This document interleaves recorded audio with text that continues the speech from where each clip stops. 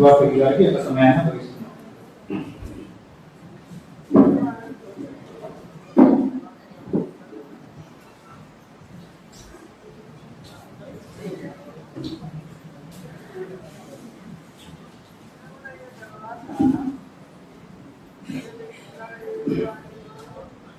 క్రీస్తు నామములో అందరికీ వందనాలు తెలియజేస్తున్నాను.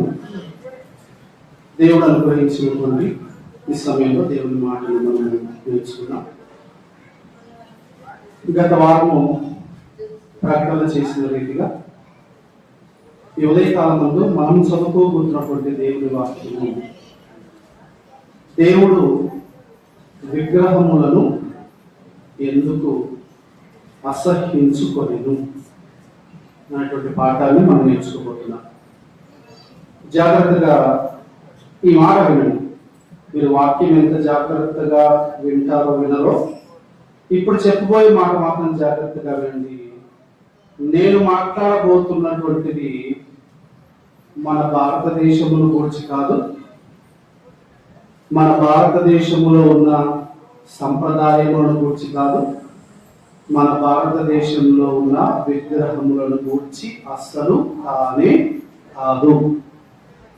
మరి చెప్తున్నాను, ఇప్పుడు నేను మాట్లాడబోతున్నటువంటి ఈ మాటలు మన భారతదేశములను గూర్చి కాదు, మన భారతదేశ సంప్రదాయములను గూర్చి కాదు, మన భారతదేశ విగ్రహములను గూర్చి అస్సలు అస్సలు కానే కాదు. మూడోసారి చెప్పమని కూడా మళ్ళీ చెప్తాను. ఓకేనా? అర్థమైంది కదా? సో నేను ఇప్పుడు చెప్పబోయే నా మాటల్లోని అంతరార్థం మీకు అర్థమైందని అనుకుంటున్నాను. ఇప్పుడు మనము ఓపెన్ గా ఏం మాట్లాడుకుంటున్నాము అంటే, వారిని వీరిని ఉద్దేశించి కాదు, అసలు దేవుడు ఎందుకు విగ్రహములను అసహించుకున్నాడు, విగ్రహము వద్దు, అసలు ఏ విగ్రహ రూపమునైనా మీరు చేసుకోనకూడదు అని దేవుడు ఎందుకు అంత గట్టిగా సంకల్పించుకొని కూర్చున్నాడు? ఏ పరిస్థితులను బట్టి, ఏ స్థితులను బట్టి, ఏ కారణములను బట్టి దేవుడు ఆ నిర్ణయానికి వచ్చాడు? అసలు ఏ రూపంలో కూడా మీరు విగ్రహమును చేసుకునకూడదు. ఇంకా చెప్పాలంటే, మన చర్చ్ బిల్డింగ్ మీద 3 సిలువలు పెట్టాం కదా, అవి కూడా ఉండకూడదు. మన చర్చి బిల్డింగ్ మీద ఉన్నటువంటి ఆ 3 సిలువలు కూడా ఉండకూడదు. నిజంగా మాట్లాడాలి. సో కాబట్టి నేను మాట్లాడుతున్నటువంటి ఉద్దేశం వేరు, అది ఆ ఉద్దేశం ఏంటనేది మీకు చెప్పాను. రైట్, మనకందరూ తెలుసు నిర్గమకాండము 20వ అధ్యాయం, నిర్గమకాండము ప్రారంభ వాక్యముగా నిర్గమకాండము 20వ అధ్యాయం చదువుతున్నాం. నిర్గమకాండము 20వ అధ్యాయము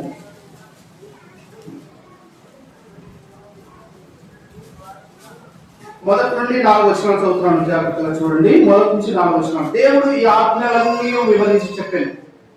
నీ దేవుడైన యెహోవాను నేనే దాసుల గృహమైన ఐగుప్తు దేశంలో నుండి నిన్ను వెలుపలికి రప్పించుతాను. నేను తప్ప వేరొక దేవుడు నీకు ఉండకూడదు. పైన ఆకాశం అందే కాని, కింద భూమి అందే కాని, భూమి కింద నీళ్ళ ఎందే కాని ఉండు దేని రూపమునైనను విగ్రహమునైనను నీవు చేసుకొనకూడదు. వాటికి సాగిలపడకూడదు, వాటిని పూజింపకూడదు. మనకందరికి తెలుసు, యేసుక్రీస్తు ప్రభువారు యెహోవా దేవుడు నిర్గమకాండం 20వ అధ్యాయంలో స్పష్టంగా ఆయన తెలియజేసిన విషయం ఏంటంటే, ఏ విగ్రహమును కూడా మీరు చేసుకొనకూడదు. ఎందుకలా? విగ్రహం ఉన్నంత మాత్రాన దేవుడికి ఏమవుతుంది అనేటువంటి విషయాలను మనము ఆలోచిస్తే కనుక, ఇప్పుడు ఇక చరిత్ర ప్రారంభమవుతుంది. ఏం ప్రారంభమవుతుంది? చరిత్ర. చరిత్ర అనగా గత కాలంలో ఏం జరిగింది అని తెలుసుకోవటాన్ని దాన్ని ఏమంటారు? చరిత్ర. గత కాలంలో జరిగిన దాన్ని చరిత్ర అంటారు. ఆది కాండము 12వ అధ్యాయము 1 నుంచి 4 వచనములలో, ఆది కాండము 12వ అధ్యాయము, ఆది కాండము 12వ అధ్యాయము 1 నుండి 4 వచనములలో దేవుడు అబ్రహాముతో ఈ మాటలు సెలవిస్తున్నాడు. ఏంటో చూద్దాం.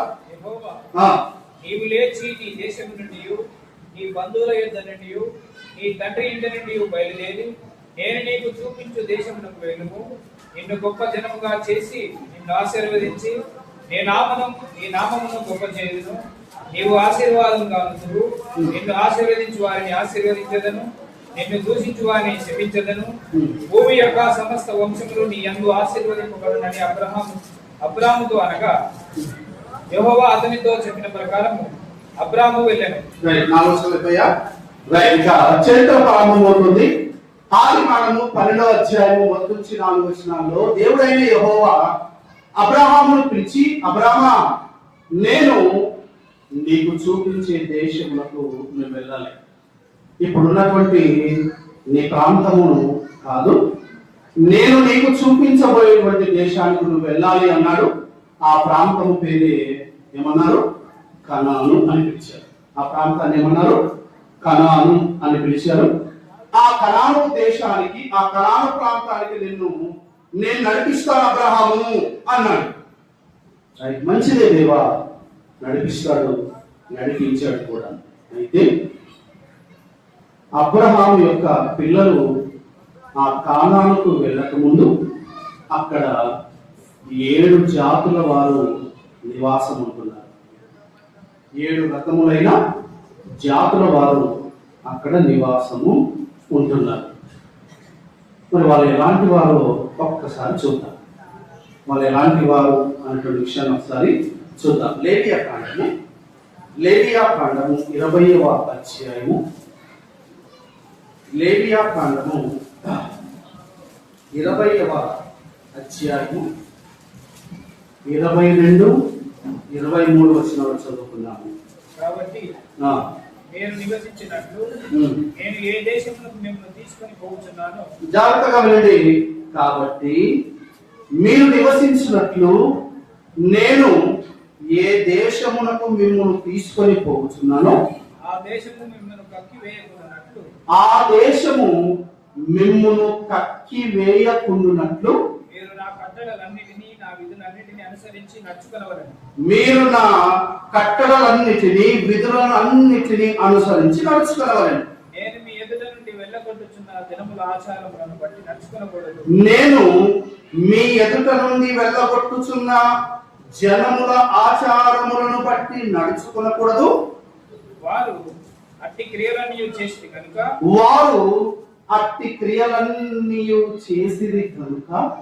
నేను వారి యందు అసహ్యపడితిని.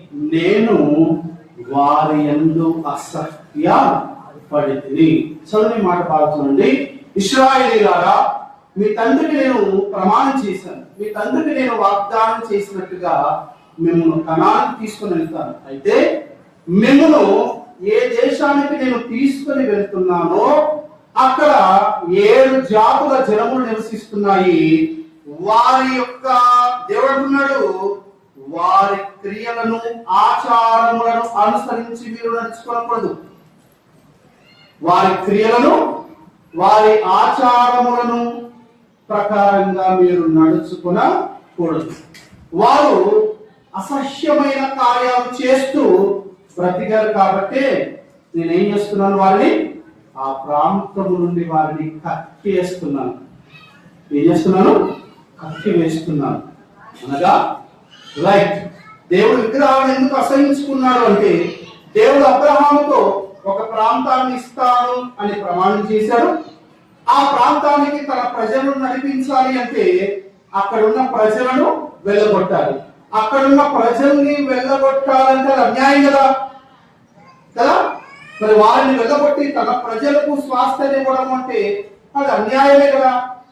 అలా చేయడం మంచిది కాదు కదా. అంటే దేవుడు అంటున్నాడు, నేను వారిని అక్కడి నుంచి కట్టేస్తున్నాను. వారంతటి అసహ్య కార్యాలను, అటువంటి ఆచారములను వారు జరిగిస్తున్నారు.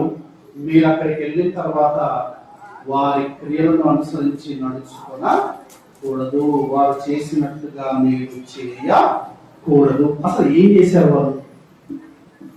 అసలు వారు ఏం చేస్తే దేవుడు దాన్ని అసహించుకుంటూ వచ్చాడు? దేవుడే అసహించుకుంటున్నాడా, లేకపోతే నిజంగా వాళ్ళు చేసేవి అసహ్యమైన కార్యాల? దేవుడే అలా అసహించుకుంటున్నాడా, లేకపోతే వాళ్ళు చేసేవే అసహ్యమైన కార్యాల? ఒక్క నిమిషం నేను మాట్లాడుతున్నాను, ఆఫ్ ద రికార్డ్ మాట్లాడుతున్నాను. మీకు గ్రూప్ లో church of Christ Alampur group లో ఒకటి సెండ్ చేశాను. ఒకసారి చూడండి, అందరు తీయండి, అందరు మొబైల్స్ తీయండి. Church of Christ Alampur group లో ఒకటి సెండ్ చేశాను, చూడండి ఒకసారి. అందరూ వాట్సాప్ లో church of Christ Alampur group open చేసి, అది కాకుండా ఇంకా ముందుకెళ్ళు, మొత్తం 4 పంపించాను. కొంచెం మీరు కొద్దిగా ఓపిక పట్టండి. మొత్తం 4 పంపించాను. ఆ 4లో ఒకటి యేసుక్రీస్తుని గురించి మీకు చాలా రోజులు చెప్తున్నాను కదా, పంపిస్తానని పంపించాను. ఒకటి పంపించాను, చూడండి, బాగా చూడండి. ఏం పంపించాను?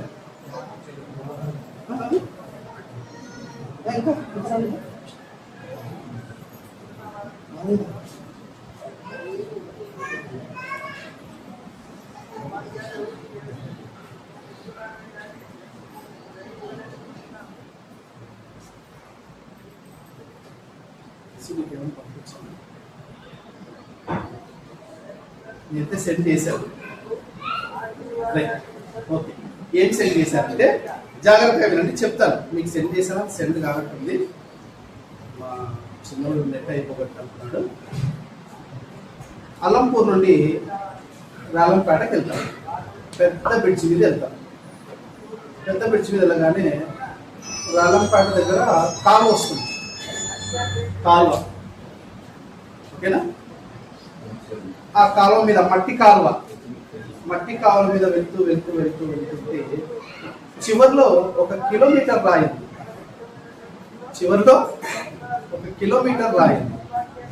ఆ కిలోమీటర్ రాయికి మీద ఈ మధ్య వెళ్తే, లేకపోతే ఈ రోజన్నా వెళ్ళి చూడండి, ఏం చేశారంటే ఆ కిలోమీటర్ రాయికి కుంకుమ పసుపు పూసారు. ఏం పూసారు? కుంకుమ పసుపు. వచ్చింది కదా?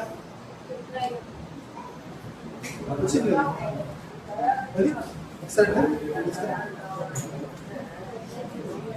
నేను జాగ్రత్తగా చూశాను, ఇదేమైనా శివలింగమా లేకపోతే కిలోమీటర్ రాయా? మీకేమైనా కనిపిస్తుందా? కనిపిస్తుంది. కాదు, కిలోమీటర్ రాయి. దాని మీద 4 నంబర్ ఉంది. దాని మీద 4 ఉంది. ఒకవేళ ఇది బొడ్రాయేమో అని మిగతావి చూస్తే మిగతా వాటి మీద 5, 6 నంబర్లు ఉన్నాయి. మీరు అవసరమైతే ఈరోజు వెళ్ళి చూడండి. కిలోమీటర్ రాయి, అది బొడ్రాయి కాదు, అది శివలింగము కాదు, ఏది కాదు. అదొక ప్రభుత్వము ఆ కాలువను కొలవడానికి. ఆ కాలువ నేను రోజు అట్టే వస్తాను కాబట్టి, కారులో బైక్ అట్టే వస్తాను కాబట్టి, అది కరెక్ట్గా 2 కిలోమీటర్లు ఉంటుంది. 2 మైళ్ళు లేదా 2 కిలోమీటర్లు ఉంటుంది. అది సూచించడానికి వాళ్ళు రాళ్ళు పెట్టారు, కిలోమీటర్ రాయి పెట్టారు. అది 4వ నంబర్ రాయి. ఆ 4వ నంబర్ రాయికి పసుపు కుంకుమ పెడితే తర్వాత మరుసటి రోజు ఏం చేస్తారు తెలుసా? మిగతా వాళ్ళందరూ వచ్చి, మీరు అక్కడ కింద చూడండి ఆ ఫోటోలో, అగరబత్తీలు అన్నీ అందించారు. నేనేం చెప్తున్నానంటే, నేను ఒక మాట ఉపయోగిస్తాను చూడండి, అమాయకత్వము అనేటువంటి మాట ఉపయోగిస్తున్నాను. ఇంకా నేను అనడానికి చాలా మాటలు ఉన్నాయి, కానీ అవేమి నేను ఉపయోగించకుండా ఏమంటున్నానంటే అమాయకత్వము అంటే విగ్రహము వెనక ఒక అమాయకత్వం అనేది ఉంది. ఇంకా చెప్పాలంటే అన్నప్పుడు కానీ ఒక జ్ఞానం అనేది ఉంది. అదేదో మామూలు రాయి అయితే మీరు అన్నట్టుగా ఏదో అన్నారు, ఇప్పుడు బొడ్రాయి అన్నారు, దానికి కుంకుమ పూసి దానికి కదా పసుపు పెట్టి దాని ఎదుట అగరబత్తులు అంటిస్తే అదో రకం. కానీ ఏకంగా కిలోమీటర్ రాయి, కనీసం అది ఏంటి అని కూడా ఆలోచించకుండా గుడ్డిగా ముందుకెళ్తారు చూడండి. దాన్ని ఏమంటారంటే అజ్ఞానం అంటారు. నైస్ గా చెప్పాలంటే దాన్ని అమాయకత్వం అని అంటారు. ఇలాంటి విగ్రహము వెనక ఇలాంటి తెలిసి తెలియని కొన్ని కార్యాలు అనేవి జరుగుతూ ఉంటాయి. ఆ కిలోమీటర్ రాయికి పసుపు కుంకుమ పోయి ఇంకోటి ఆలోచించాను, చాలా ఆలోచించాను. అదేమైనా ఈ కాలువకు చివరిదా వాళ్ళు ఏమైనా దీన్ని పొలిమేర అనుకొని సరే ఎట్టా బొడ్రాయి లేదు ఏదో ఒకటి ఉంది అని పెట్టారంటే దాని తర్వాత మళ్ళీ రాళ్ళు ఉన్నాయి. అదేం పొలిమేర కాదు, అది చివరిదేమి కాదు. దాని తర్వాత మళ్ళీ కిలోమీటర్లు సూచించే రాళ్ళు ఉన్నాయి, మళ్ళీ మీటర్లను సూచించే రాళ్ళు ఉన్నాయి, మళ్ళీ దాని దగ్గరే పెట్టారు. ఇలా విగ్రహం ఉన్న చోట అమాయకత్వం ఉంటుంది అని చెప్పడానికి మాత్రమే అని చెప్తున్నాను. మన పాఠంలోకి వద్దాం. రైట్, దేవుడు అబ్రహాముకు ఒక ప్రాంతాన్ని ఇస్తాను అన్నాడు.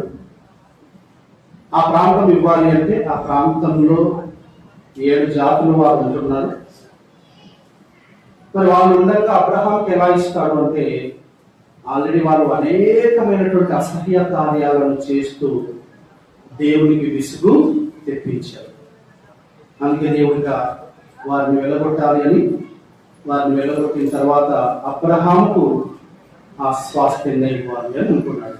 వాళ్ళు ఏం చేస్తున్నారు? అంతటి అసహ్యమైనటువంటి కార్యాలు వాళ్ళు ఏం చేస్తున్నారో ఒకసారి చూద్దాం. లేవియా కాండము 18వ అధ్యాయానికి రండి. లేవియా కాండము ఒక్కొక్కటిగా మనం తెలుసుకుంటూ ముందుకెళ్తాం. లేవియా కాండము 18వ అధ్యాయము 21వ వచనం చదువుతున్నాం. లేవియా కాండము 18వ అధ్యాయము 21వ వచనం. నీవు జాగ్రత్తగా వినండి. నీవు ఏమాత్రమును నీ సంతానమును మొలేకు నిమిత్తము అగ్నిగుండమును దాటనీయకూడదు, నీ దేవుని నామమును అపవిత్రపరచకూడదు, నేను యెహోవాను.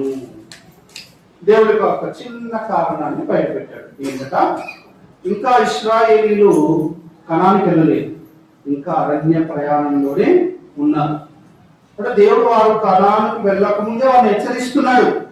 నేను మిమ్మల్ని కనానికి తీసుకెళ్తున్నాను, అక్కడ ఉన్న ప్రజలు చాలా అసహ్యమైనటువంటి ఆచారాలు వాళ్ళు కలిగి ఉన్నారు, వారి ఆచారాలను బట్టి నీవు నడుచుకోకూడదు అని వారిని హెచ్చరిస్తూ అంటున్నాడు దేవుడు. ఇక్కడ అంటున్నాడు, నీవు ఏమాత్రమును నీ సంతానమును మొలేకు నిమిత్తము అగ్నిగుండమును దాటనీయకూడదు. ఇశ్రాయేలులారా, నీవు ఏమాత్రము మీ పిల్లలని ఆ మొలేకుకు అగ్నిగుండమును దాటనీయకూడదు. మొలేకు యొక్క అగ్నిగుండమును దాటనీయకూడదు. మొలేక్ అంటే ఏంటి, అగ్నిగుండము దాటించడం అంటే ఏంటనేది ముందుకెళ్లే గుర్తి నేర్చుకుంటాం. ఈ దేవుడు ఏమవుతున్నాడు? మీరు మొలేకు అగ్నిగుండమును మీ పిల్లలను దాటించకూడదు అన్నాడు. తర్వాత ఇంకా ముందుకెళ్దాం. 2వ రాజుల గ్రంథము 16వ అధ్యాయము 3వ వచనం. 2వ రాజుల గ్రంథము 16వ అధ్యాయము 3వ వచనం. అతడు ఇశ్రాయేలుల ముందర నిలవకుండా యెహోవా వెళ్ళగొట్టిన జనులు చేసిన ఏమైనా క్రియలు చేయొచ్చు, తన కుమారుని అగ్నిగుండమును దాటించాడు. రైట్, ఇక్కడ జాగ్రత్తగా చూడండి. ఆహాజు అనేటువంటి రాజును ఉద్దేశించి దేవుడు మాట్లాడుతున్నాడు. 3వ వచనము. అతడు ఇశ్రాయేలీల ముందర నిలవకుండా యెహోవా వెళ్ళగొట్టిన జనులు చేసిన హేయమైన క్రియలు చేయుచు తన కుమారుని అగ్నిగుండమును దాటించెను. ఏం చేశాడంటే రాజు తన కుమారుణ్ణి అగ్నిగుండము దాటించాడట. తన కుమారుణ్ణి ఏం చేశాడట? అగ్నిగుండమును దాటించాడు. ఒక రాజై ఉండి, దేవుని బిడ్డయుడి తన కుమారుని అగ్నిగుండాన్ని దాటించాడు. దాని అర్థం ఏంటన్నా అంటే ముందు వెళ్ళే కొద్ది మనకు అర్థమవుతుంది ఏంటి అనేది అర్థమవుతూ ఉంటుంది. ఆ తర్వాత 21వ అధ్యాయం, ఇదే రాజుల గ్రంథం, 2వ రాజుల గ్రంథము 21వ అధ్యాయము 6వ వచనం. అతడు తన కుమారుని అగ్నిగుండము దాటించి, చూడండి, బాగా చూడండి. అతడు తన కుమారుని అగ్నిగుండము దాటించి జ్యోతిష్యమును ఆ శకునములను వాడుక చేసి జ్యోతిష్యమును శకునములను వాడుక చేసి యక్షినిగాండ్రతోను సూర్యగాండ్రతోను సాంగత్యము చేసెను. ఈ ప్రకారము అతడు యెహోవా దృష్టికి బహుగా చెడుతనము జరిగించుచు ఆయనకు కోపము పుట్టించను. ఇక్కడ మనష్షే అనే ఒక రాజును గురించి దేవుడు అంటున్నాడు. మనష్షే అనే రాజు ఏం చేశాట, తన కుమారుని అగ్నిగుండమును దాటించాడు. తర్వాత ఏం చేశాడట, జ్యోతిష్యాన్ని శకునములను వాడుక చేశాడు. చేయి చూసి జ్యోతిష్యం చెప్తాము, కాలు చూసి జ్యోతిష్యం చెప్తాము, తల నుదురు చూసి జ్యోతిష్యం చెప్తాము, శకునం చెప్తాము. వీటన్నిటిని కూడా తీసుకొని వచ్చాడు. ఆ తర్వాత యక్షిని గాండ్రతోను సూర్యగాండ్రతోను సాంగత్యము చేసను. ఇవన్నీ ఏంటట, అగ్నిగుండము దాటించడము, జ్యోతిష్యము, ఇవన్నీ కూడా ఈ ప్రకారం అతను యెహోవా దృష్టికి బహుగా చెడుతనము జరిగించు ఆయనకు కోపము పుట్టించను. అగ్నిగుండము దాటించడంలో ఏముంది, అంత చెడుతనం ఏముంది? జ్యోతిష్యంలో అంత చెడుతనం ఏముంది అనేది చూసుకుంటూ వెళ్దాం. 23వ అధ్యాయం, ఇదే రాజుల గ్రంథము 23వ అధ్యాయము 10వ వచనం. 23వ అధ్యాయము 10వ వచనం. మరియు ఎవడైనను తన కుమారునే గాని కుమార్తెనే గాని మెలేకునకు అగ్నిగుండము దాటించకున్నట్లు బెన్ హిన్నోము అను లోయలోనున్న తోఫెకు అను ప్రదేశమును అతడు ఇక్కడ ఇశ్రాయేలుకు దేవుడు అంటున్నాడు, మీ రాజులు చేసినట్టుగా ఎవడైనను తన కుమారునే గాని కుమార్తెనే గాని మొలేకునకు అగ్నిగుండము దాటించకుండునట్లు ఈ దేవుడట, మీ కుమారుని కానీ మీ కుమార్తెను కానీ మొలేకు యొక్క అగ్నిగుండమును దాటించొద్దండి. ఇవన్నీ కూడా అసహ్యమైనటువంటి పనులు. దేవుడు ఇలాంటి కార్యములను ఆయన అంగీకరించడు అని చెబుతూ వస్తున్నాడు. ఇప్పుడు చూడండి, ఏంటి అర్థం?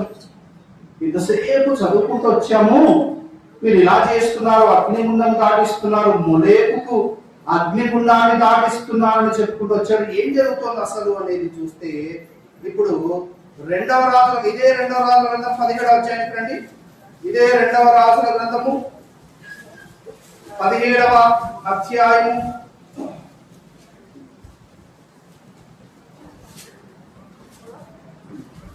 17వ వచనము 31వ వచనం. 17వ వచనము తర్వాత 32వ వచనము. ఈ రెండు వచనాలలో అసలు ఏం జరుగుతోంది, ఆ 7 జాతుల వారి మధ్యలో ఏం జరుగుతోంది, ఏం జరిగినందుకు దేవుడు అసహ్యపడ్డాడు అనే విషయాన్ని చూస్తే కనుక మొదట 17 చదువుకుందాం, ఆ తర్వాత 31వ వచనం చదువుకుందాం.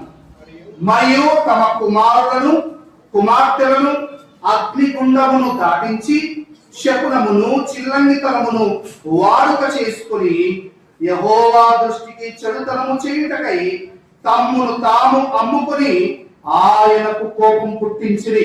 ఇక్కడ కూడా అన్నాడు, మీరు మీ పిల్లలను అగ్నిగుండమును దాటిస్తున్నారు అన్నాడు. ఇప్పుడు 31వ వచనానికి రండి.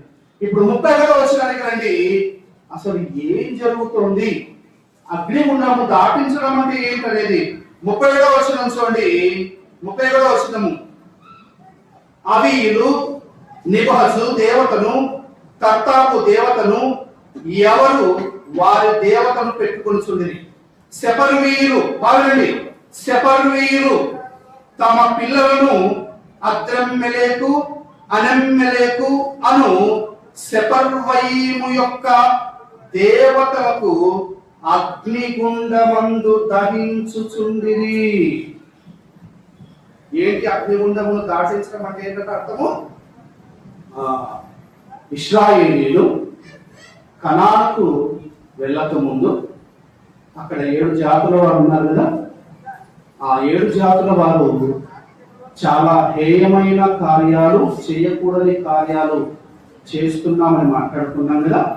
అందులో ఒకటి ఏంటి అంటే, వారు మొలేకు అనే దేవతకు తమ పిల్లలను అగ్నిగుండములు దాటిస్తున్నారు. ఏంటి అర్థము అంటే, ఆ విగ్రహం ఎదుట ఒక అగ్నిగుండాన్ని ఏర్పాటు చేసి ఆ అగ్నిగుండములో తమ పిల్లలు ఏం చేస్తున్నారు? దహిస్తూ ఉన్నారు. ఆ దేవతకు బలి ఇస్తూ ఉన్నారు. అది ఎలా జరుగుతూ ఉందో ఒకసారి నేను మీకు వివరిస్తాను. రైట్, మొలేకు అనేటువంటి దేవత, బాగానండి, మొలేకు అనేటువంటి దేవత విగ్రహము ఇలా చేతులు చాచుకొని ఇలా ఉంటుంది. దానికి ఎద్దు తల లేదా గుర్రం తల ఉంటుంది. మొలేకు అనే దేవతకు ఎద్దు తల లేదా గుర్రం తల ఉంటుంది. అది ఇలా ఇలా తయారు చేసింటారు. దాన్ని చేతి ఇలా చాపినట్టుగా తయారు చేసింటారు. అర్థమవుతుందా? ఇత్తడితో మొత్తం కూడా చేసింటారు. ఇప్పుడు ఏం చేస్తారంటే, కరెక్ట్ గా ఈ చేతికి కింద దగ్గరలో ఒక గుంత తవ్వి అగ్నిగుండం వేస్తారు. అగ్నిగుండము వేస్తారు. ఈ కాలంలో ఇశ్రాయేలీలకు ముందు 7 జాతుల వారు ఉన్నారు కదా. వాళ్ళు ఏదైనా ఒక పని చేయాలన్నా, ఏదైనా యుద్ధానికి వెళ్ళాలన్నా, ఏదైనా ఒక పండుగ చేయాలన్నా ఏం చేసేవారంటే, వాళ్ళ పిల్లల్లో ఒకరిని ఎన్నుకొని ఆ పిల్లల్ని ఏం చేసేవారంటే, ఈ మొలేకు చేయి చాపింది కదా, ఈ చేతుల్లో పడుకోబెట్టేవారు. ఈ చేతుల్లో పడుకోబెట్టేవారు. పడుకోబెట్టిన తర్వాత ఇక కింద అగ్నిగుండం ఉంటుంది కదా, ఆ అగ్నిగుండంలో కట్టెలు నిప్పులు వేసి మండిస్తారు. ఆ మంటకు బావినండి, ఆ మంటకు ఈ చేతులు వేడెక్కి ఈ చేతుల్లో ఉన్న ఆ బిడ్డ కాలడం ప్రారంభించగానే ఏడుస్తుంటారు కదా. ఇక్కడ ఏడుపు మొదలవగానే అక్కడ శబ్దాలు చేయడము ప్రారంభిస్తారు. ఎందుకంటే ఆ పిల్లవాడి ఏడుపు వినపడకుండా శబ్దాలు, గట్టిగా శబ్దాలు చేస్తే ఇలాగే ఆ అగ్నిగుండము కింద చేతుల్లో ఆ పిల్లోడు కాలి కాలి కాలి ఆ దేవత చేతుల్లోనే బూడిదైపోతాడు. ఇది ఇశ్రాయేలీయులకు ముందు 7 జాతుల వారు నివసిస్తున్నారు కదా, వాళ్ళు చేసినటువంటి ఘోరమైనటువంటి కార్యములు. అందుకే దేవుడు అంటున్నాడు, ఇశ్రాయేలీయులారా, మీరు కూడా ఆ ప్రాంతానికి వెళ్తున్నారు కదా, ఆ విగ్రహములను మీరు చేసుకునకూడదు. వారు బలిచ్చినట్టుగా మీ పిల్లలను ఆ విగ్రహాలకు బలి అర్పించకూడదు.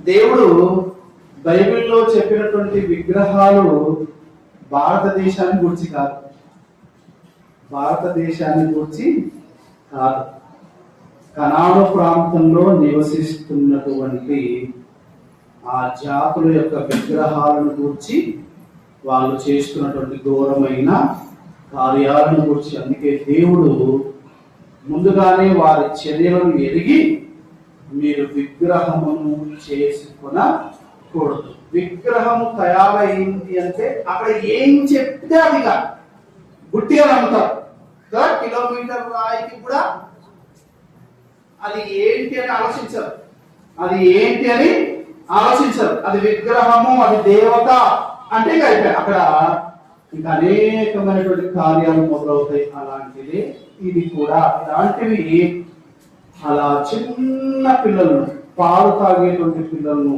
బలిస్తూ వచ్చారు.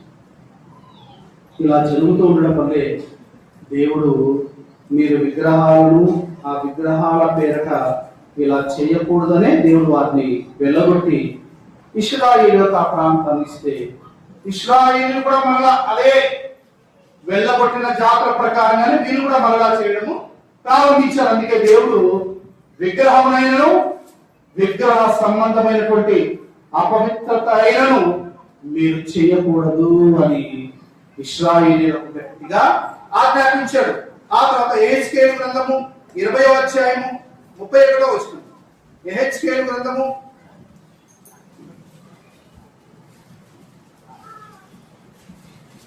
యెహెజ్కేలు గ్రంథము 20వ అధ్యాయము 31వ వచనాన్ని చదువుకుందాము జాగ్రత్తగా చూడండి.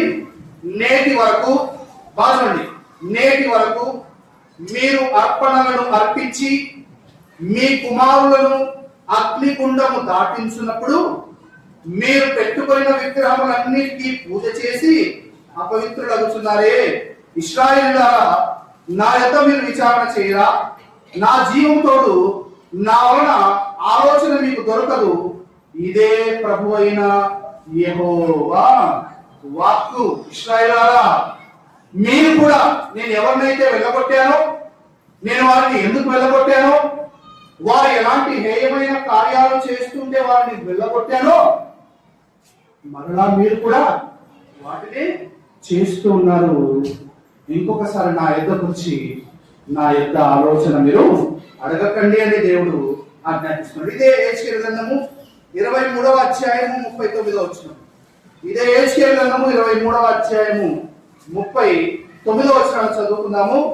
తాము పెట్టుకొనిన బాలని మాట, తాము పెట్టుకొనిన విగ్రహముల పేరట తమ పిల్లలను చంపిన నాడే, బావినాలి, తాము పెట్టుకొనిన విగ్రహముల పేరట తమ పిల్లలను చంపిన నాడే వారు నా పరిశుద్ధ స్థలములో చొచ్చి దాన్ని అపవిత్రపరిచి నా మందిరములోనే వారు ఇలాగూ చేసి. ఇశ్రాయేలులారా, మీరు ప్రతి విశ్రాంతి దినాన ప్రార్థనకు వస్తున్నారు, మరలా వెళ్ళి ఏం చేస్తున్నారు? ఆ మొలేకు దేవతకు మీ చిన్న బిడ్డలను ఏం చేస్తున్నారు? బలిస్తున్నారు. మీరు పెట్టుకొనిన విగ్రహముల పేరట మీ పిల్లల్ని ఏం చేస్తున్నారు? బలిస్తున్నారే. ఒకవైపేమో మీ పిల్లల్ని మంచి జరగాలని బలిస్తున్నారు, ఇంకొక వైపేమో మరలా మంచి జరగాలి అని మరలా యెహోవా మందిరానికి వచ్చి ప్రార్థనలు చేస్తున్నారు. రెండు అవి చేస్తున్నారు, ఇవి చేస్తున్నారు. ఇలా మీరు చేయకూడదు అని దేవుడు వారిని గట్టిగా ఆజ్ఞాపించాడు. ఇవన్నీ కూడా జాగ్రత్తగా గమనించండి. ఇంకా ఇశ్రాయేలీయులు కనానుకు వెళ్ళక ముందే దేవుడు ఈ మాటలన్నీ చెప్పాడు. వారు ఇలాంటి ఘోరమైన కార్యాలు అక్కడ చేస్తున్నారు, అందుకే నేను వారిని అక్కడి నుంచి వెళ్ళగొడుతున్నాను. మీరు వెళ్ళిన తర్వాత వారి లాంటి హేయమైన కార్యాలు మీరు చేయకుండా జాగ్రత్త పడండి అని దేవుడు ఆజ్ఞాపించాడు. అందుకే దేవుడు విగ్రహములను అసహించుకుంటూ వచ్చాడు. ఆ విగ్రహము వెనక జరుగుతున్నటువంటి ఘోరమైన కార్యాలను దేవుడు అసహించుకుంటూ వచ్చాడు. కాబట్టి అసలు విగ్రహం అనేది ఉండకూడదు అని దేవుడు ఆజ్ఞాపిస్తూ వచ్చాడు. ఇది మొదటి కారణం.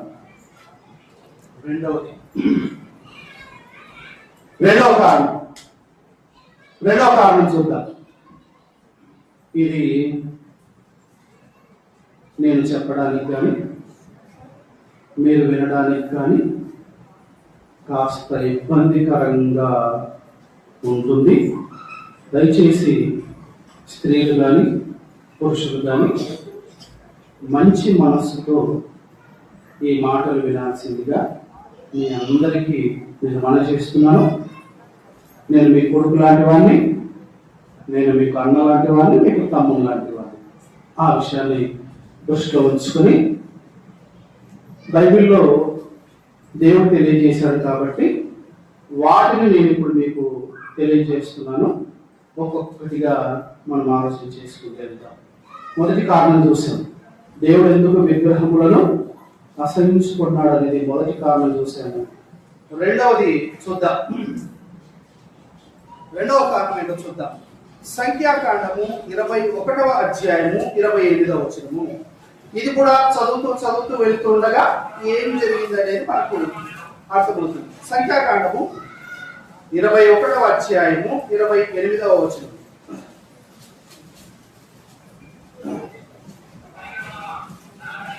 సంఖ్యాకాండము 21వ అధ్యాయము 28వ వచనం. హెష్బోను నుండి అగ్ని బయలువెళ్ళెను, సీహోను పట్టణము నుండి జ్వాలలు బయలువెళ్ళెను. అది మోయాబునకు చేరిన 6 దేశమును కాల్చెను. బాగండి. అర్నోను యొక్క ఉన్నత స్థలముల ప్రభువులను కాల్చెను. అర్నోను యొక్క ఉన్నత స్థలముల ప్రభువులను కాల్చెను. మొదటి కారణము మొలేకు అగ్నిగుండము, రెండవది ఉన్నత స్థలములు. ఇది రెండవది ఉన్నత స్థలములు. ఉన్నత స్థలములు అంటే ఏంటి? అక్కడ ఏముంటాయి, అక్కడ ఏం జరుగుతుంది, అక్కడికి వెళ్ళి ఏం చేసేవారు అనేది ఒక్కొక్క వాక్యం చదువుకుంటూ వెళ్తూ ఉంటే మనకు అర్థమైపోతుంది. త్వరగా మనం ముందుకెళ్దాం. ముందుకెళ్దాం. ద్వితీయోపదేశ కాండము 33వ అధ్యాయము 39వ వచనం. ద్వితీయోపదేశ కాండము 33వ అధ్యాయము 39వ వచనం. చదువుకుంటూ వెళ్తున్నాగా విషయాలు బయటపడుతూ ఉంటాయి. 33:29వ వచనం. భాగ్యమెంత గొప్పది, యెహోవా రక్షించిన నిన్ను పోలిన వాడెవడు? ఆయన నీకు సహాయకరమైన కేడము, నీకు ఔన్నత్యము కలిగించు కష్టము. నీ శత్రువులు నీకు లోబడినట్టుగా వారు ద్వేషము చేయుదురు, నీవు వారి ఉన్న స్థలములను ప్రకృతి. ఇశ్రాయేలు అంటున్నాడు చివరిలో మనకు కావాల్సింది, నీవు వారి ఉన్నత స్థలమును ఏం చేస్తావు? త్రొక్కేస్తావు అన్నాడు. నువ్వేం చేస్తావు? వారి ఉన్నత స్థలములను త్రొక్కేస్తావు. మొదటి కారణం తెలుసుకున్నావు. విగ్రహముల పేరిట పిల్లలను బలిస్తున్నందుకు దేవుడు విగ్రహాలనేవే ఉండకూడదు, వాటిని పడగొట్టేసేయండి అన్నాడు. అలాగని మీకు మొదలే చెప్పాను, భారతదేశాన్ని గురించి అసలు కాదు. తర్వాత రెండవది ఉన్నత స్థలములు అని తెలియజేస్తూ, ఆ ఉన్నత స్థలమును ఏం చేయండి? మీరు త్రొక్కేస్తారు అన్నాడు. ఎందుకు త్రొక్కేయాలి? ఏం జరుగుతుంది చూద్దాం. ఇంకా ముందుకెళ్దాం. 2వ రాజుల గ్రంథము 17వ అధ్యాయము 2వ రాజుల గ్రంథము 17వ అధ్యాయము 10-11 వచనము. 10-11 వచనము. అయినా కొందరనే బాగా